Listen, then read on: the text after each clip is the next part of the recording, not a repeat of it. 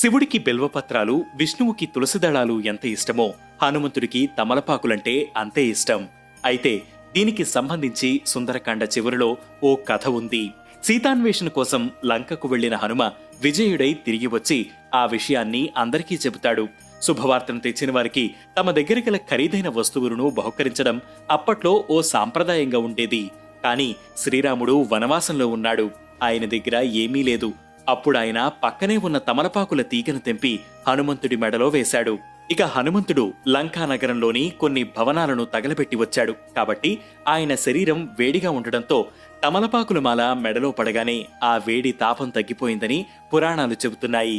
దాంతో అప్పటి వరకు హనుమంతుడు పడిన శ్రమంతా మర్చిపోయి సంతోషపడ్డాడట.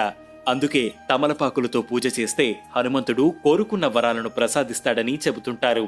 అందుకే చాలామంది అష్టోత్తర శతనామాలతో, సహస్రనామాలతో, 1,00,000 తమలపాకులతో హనుమకు అర్చన చేస్తుంటారు.